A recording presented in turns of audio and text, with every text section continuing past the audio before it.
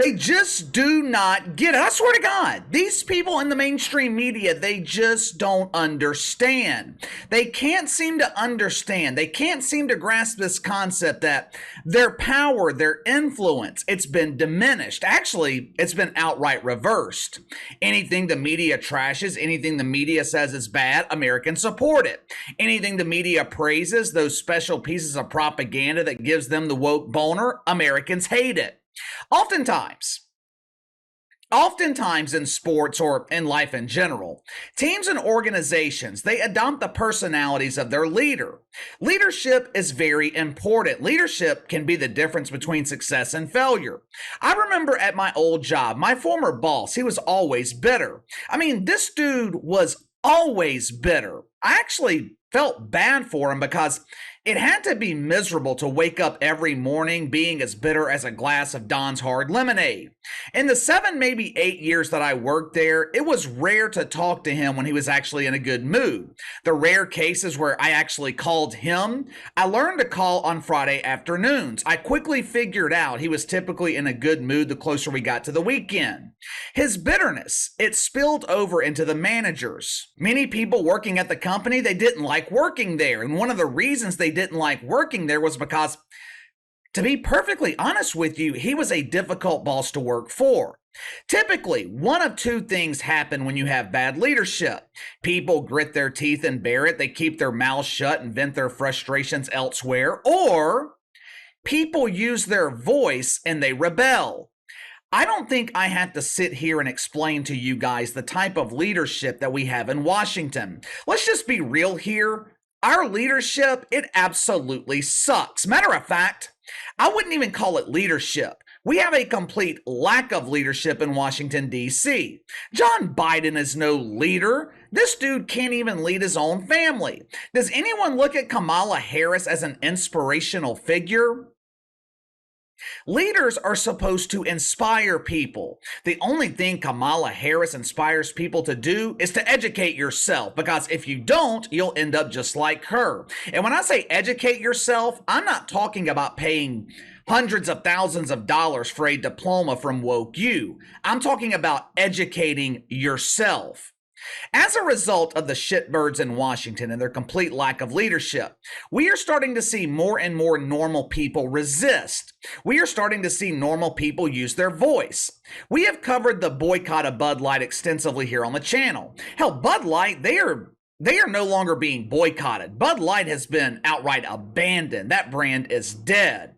Target's lost billions of dollars over their decision to promote tuck-friendly bathing suits to children. Here at Target, we support dong and thong. Last weekend, we talked about Skittles literally tasting the rainbow while pounding the cucumber without the benefit of Preparation H. We have also seen the effect that normal people are having on pop culture. I saw something earlier this morning where the Academy Awards, they have eliminated their diversity requirements. Instead of awarding movies based on how many identifiers are included in the film, the Academy, they are now going back to awarding movies based on how good they are, based on their content. Well, supposedly they're going to do that. We've also seen the mainstream media, though, turn Jason Aldean into a household name by emotionally displaying their fake outrage over the song Try That in a Small Town. This song is racist! He's trying to convince minorities to riot in small towns so residents can hit them with their Bibles. This is exactly what I'm talking about when I say the power, the influence of the mainstream media has been reversed. Normal people, they are now using the influence of the media against them. Jason Aldean originally released that song back in May. No one knew about it. To be honest, no one really gave a shit. It was just another honky-tonk song that rednecks enjoyed and the rest of us avoided. As soon as the mainstream media accused Jason Aldean of mythical racism, he became the top-selling artist in the country. Which brings us to Oliver Anthony. KC, who in the hell is Anthony Oliver?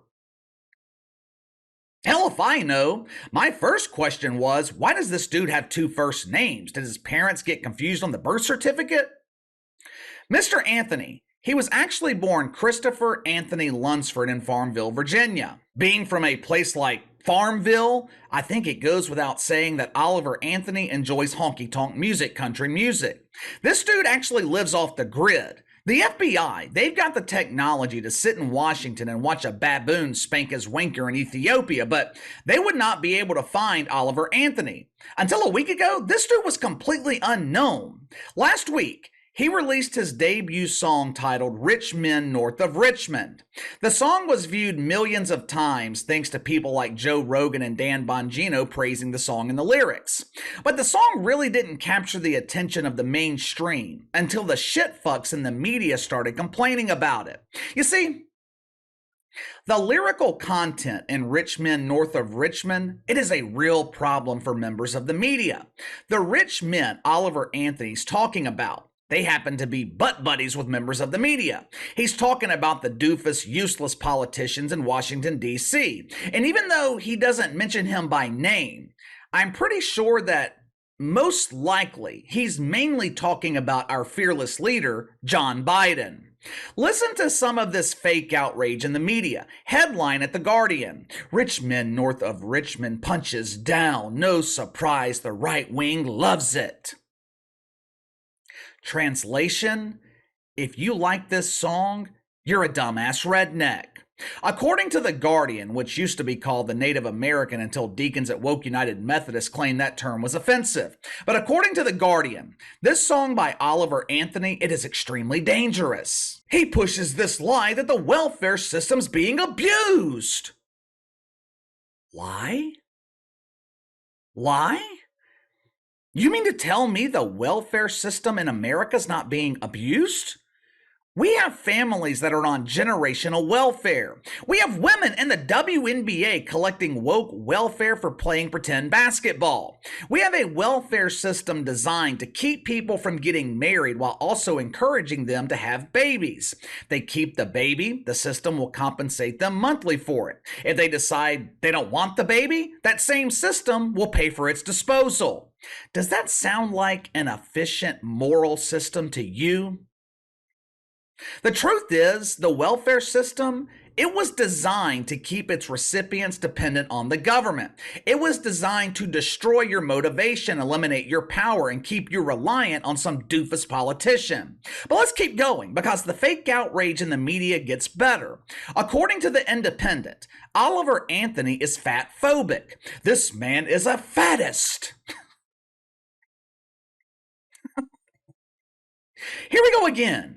With the mainstream media struggling to understand what it means to have a phobia.